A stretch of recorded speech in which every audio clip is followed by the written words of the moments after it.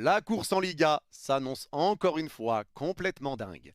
Salut les fraudes, j'espère que vous allez bien. On se retrouve pour une nouvelle vidéo débrief du match entre Oviedo et le FC Barcelone. Victoire 3-1 du FC Barcelone et victoire importante puisque tu avais 5 points de retard sur le Real Madrid. Cette victoire te permet de revenir à 2 points du Real à égalité de matchs joués et le Real va affronter l'Atlético Madrid chez eux ce week-end.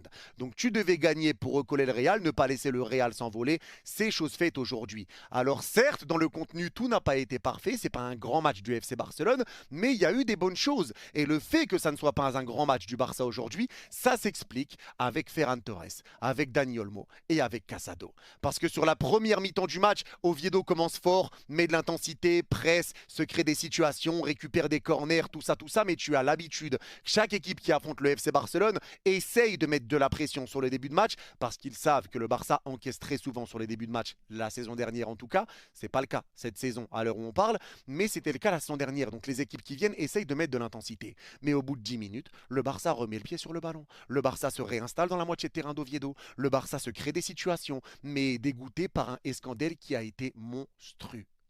La vérité, c'est qu'en première mi-temps, le Barça peut mener 1, 2, 3-0 sans aucun problème, mais que Escandel te fait des parades complètement dingues. Mais il y a quelque chose qui a noté, c'est que le Barça, sur la première mi-temps, a tenté énormément de tirs de loin. Rashford par 2 fois, Rafinha avec le poteau, il y avait très peu de situations dans la surface. Mais quand Lewandowski est rentré, il y a beaucoup de ballons qui sont passés dans la surface de réparation. Et ça, c'est la preuve que quand le ballon ne passait pas par Rafinha, par Rashford ou par Pedri, le Barça en première mi-temps a galéré parce que Ferran Torres et Dani Olmo n'apportaient strictement rien. Rien du tout.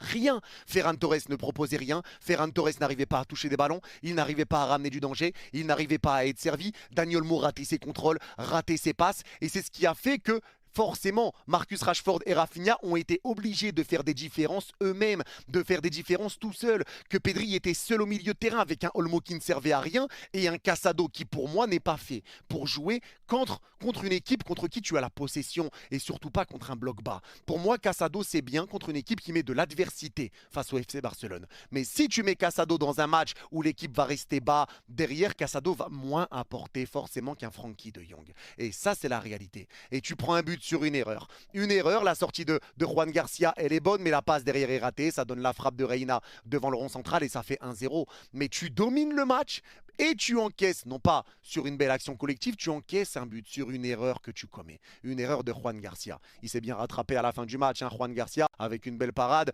Il prouve encore une fois qu'il est quand même présent mentalement parce qu'il y a d'autres gardiens qui se seraient écroulés après ça. Mais il a répondu présent sur ce qu'il a eu à faire ensuite. Petite mésentente avec Casado, ça arrive. Il fait un très bon début de saison. Il fait énormément de bien au Barça. Mais là, tu encaisses. Et le point fort, encore une fois, de ce FC Barcelone, pour moi, c'est Hansi Flick. C'est Hansi Flick. Parce qu'il a compris directement que quand quelque chose ne va pas, il le voit et il fait le changement. Casado qui galérait dans la première mi-temps avec des passes ratées, n'apportait pas grand-chose, ça laissait Pedri tout seul au milieu vu que Dani Olmo était très mauvais. Mais je pense que la prestation de Casado est aussi liée à Dani Olmo qui était vraiment pas bon. Mais il fait sortir Casado pour rentrer De Jong. Parce que De Jong, lui, peut faire du bien contre les blocs bas et tu l'as vu, il a été décisif. Mais ça, on va y venir. Mais pour moi, cette force qu'a Hansi Flick de repérer tout de suite en première mi-temps ce qui ne va pas et de oser faire des changements pour mettre quelque chose en place qui va régler le problème qu'il rencontre. Et il le fait tout le temps. Et c'est comme ça que le Barça arrive à renverser la tendance. Il y en a beaucoup qui ne comprennent pas pourquoi le Barça est mené. Et d'un coup, ils arrivent à faire des remontadas parce que Hansi Flick est un putain d'entraîneur. Voilà pourquoi. Voilà pourquoi. C'est un putain d'entraîneur. Il est très bon. Et il fait confiance à ses joueurs. Et il sait régler quand ça va pas. Et il voit ce qu'il a à faire. Et il le fait. Les changements aujourd'hui, l'entrée de De Jong, l'entrée de Lewandowski, c'est eux qui te ramènent le but. Passe décisive de De Jong, tête de Lewandowski pour le 2-1. C'est eux qui te libèrent. Et ça, c'est une réalité. Mais le problème, c'est que Olmo, il va faire une bonne prestation et 4 pourris. Une bonne prestation et 5 pourris. Une bonne prestation et 6 pourris. Il n'arrive pas à être constant. Et c'est ce que je me tue à répéter avec Dani Olmo. Il y a un problème avec Dani Olmo. Il y a un vrai problème. Et surtout, j'ai l'impression que quand Dani Olmo joue, il n'y a pas d'entente avec Ferran Torres. Si c'était Firmin Ferran, je pense qu'il aurait fait un meilleur match que ça. Mais Dani Olmo Ferran, ça ne va pas. Parce que Dani Olmo, en poste de numéro 10, quand il est plombé, il plombe ton équipe. Tu dois laisser tout seul tes individualités faire des différences. Marcus, Rafinha, ils ont été laissés tout seuls. Et à partir du moment où tu as sorti Casado et que tu as rentré De Jong, là, ça a été un match où le Barça a été beaucoup plus dominateur parce que De Jong a été bon dans le tempo, dans les passes, dans la vision de jeu, dans le calme et la sérénité, dans le duo avec Pedri. Ça a été beaucoup plus à l'aise pour le FC Barcelone, mais sans que Dani Olmo fasse un meilleur match. Je ne comprends pas comment Dani Olmo a terminé le match d'ailleurs, mais sans que Olmo fasse un bon match non plus. Donc pour moi, les problèmes aujourd'hui, ça a été Casado qui est sorti, Ferran Torres qui n'a pas apporté grand chose et quand Levan est rentré, ça a fait du bien et ça a changé des choses. Et forcément le bon vieux Dani Olmo avec qui lui je ne le supporte pas. Et Gérard Martin qui a souffert également sur son côté, ça passait beaucoup. Là il a un petit peu souffert contrairement au dernier match où il avait été très bon. Là il a un petit peu pris, c'était dur face à Hassan, il arrivait à faire des différences et il n'arrivait pas trop à récupérer les ballons. Gérard Martin ça a un petit peu souffert défensivement, mais dans la globalité pour le reste, pour moi le Barça fait son match. Le Barça arrive à revenir, ils arrivent à égaliser et ça c'est pas anodin. C'est une égalisation qui vient sur le côté gauche d'Araujo qui se comporte comme un ailier gauche. Araujo qui centre. Et ça revient sur Ferran Torres qui tire, c'est arrêté, c'est repris deuxième poteau par Eric Garcia. C'est pas anodin. Le deuxième but, c'est De Jong qui te met une super passe pour Lewandowski. Encore une fois, les très bons choix d'Hansi Flick. Les bons choix. Et le troisième but, c'est encore une fois Araujo. Araujo responsable du premier et du troisième but du Barça. Et pour tous ceux qui critiquent Araujo, il a été très solide défensivement. Des tacles salvateurs. La défense pour moi a été solide du Barça aujourd'hui. Eric Garcia, excellent match, excellentissime. Des retours défensifs, des récupérations, des bons tacles. Il est là pour soulager le gardien, il est là pour empêcher que ton gardien ait une parade à faire ou quelque chose. Eric Garcia a été très bon, Araujo a été très bon. Ils ont vraiment fait leur match. Cubarsí a été bon. Mais aujourd'hui, Araujo te prouve encore une fois qu'il monte en niveau et qu'il monte en intensité. Parce que les prestations qu'il fait depuis le début de saison, il faut le dire, Araujo répond présent. Même si à chaque fois, tu vois quand les compos sortent que Araujo est titulaire, il y a certains Barcelonais qui disent oh non, pas Araujo, oh non, pas lui. Mais il faut noter l'amélioration. Il faut le dire. La saison dernière, il était totalement à la rue sur le piège du hors-jeu. Cette saison, il est bien. Il est solide défensivement. Il vient marquer à la culotte un joueur en particulier quand le Barça est très haut. Il vient prendre le numéro 9. Il vient mettre de l'impact. Il est solide défensivement. Il a une bonne lecture de jeu. Il fait du bien dans le domaine aérien. Araujo fait un bon début de saison et il a fait un top match aujourd'hui. Top match. Et il faut le dire, top match. Araujo a fait énormément de bien.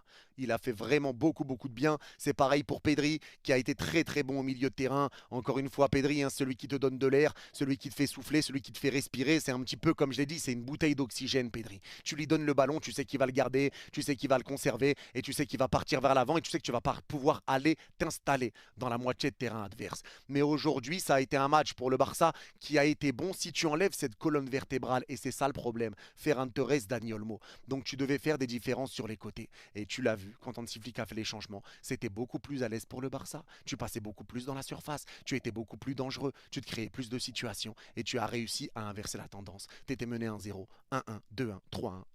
La classique Barcelone. La classique du Barça. À chaque fois, il y a une équipe qui va les mener. C'était pareil pour Levante qui menait 2-0 à la mi-temps. Changement d'Hansi Flick, 3-2 Barça. Ça sort pas de nulle part.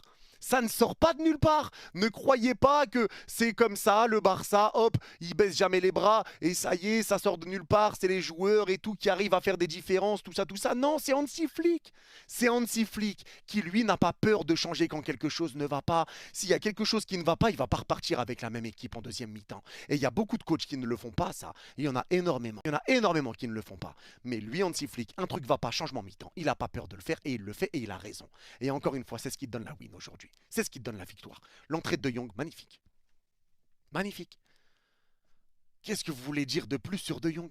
De Jong avec Pedri, c'est très solide, c'est très cohérent, les deux s'entendent bien, c'est très complémentaire. Mais aujourd'hui, son entrée où il a été passeur décisif pour Lewandowski, des bons retours défensifs, du calme, de la sérénité, tu étais beaucoup plus à l'aise pour dicter le tempo du match et petit à petit, Oviedo n'y arrivait plus. Oviedo n'a pas été hyper dangereux aujourd'hui et c'est pour ça que j'ai pas envie de dire que c'est un mauvais match du Barça.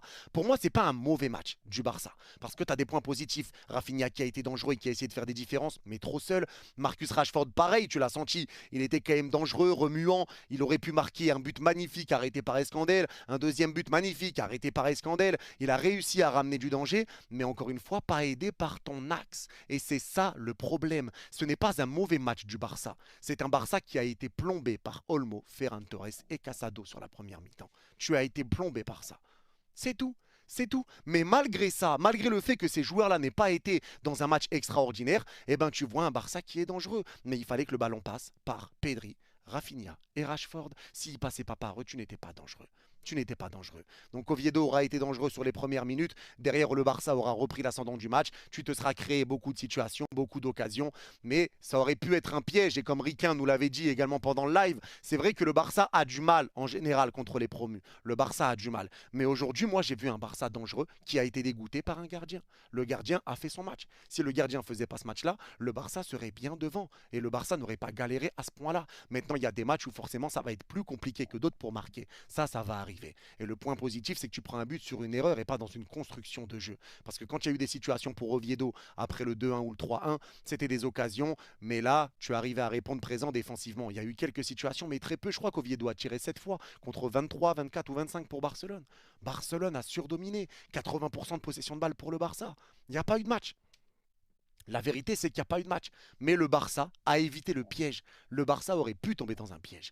Mais en tout cas, encore une fois, les changements d'Hansi Flick, j'y reviens, mais c'est vraiment fort, ses choix, ses décisions, l'entrée de Lewandowski qui te fait du bien. Le centre est magnifique, mais la tête de Levan, elle est parfaite, puissante, placée, barre entrante. Le gardien peut rien faire et Levan est efficace. Levan fait du bien également à ce FC Barcelone. Rafinha est sorti, donc Marcus est repassé côté droit en deuxième mi-temps. Il s'est un petit peu éteint, un peu plus, après avec ce changement quand il est repassé côté droit, mais il est quand même décisif aussi. Troisième match de suite où Marcus Rashford est décisif. Sur le corner tiré pour Araujo qui met la tête parfaitement.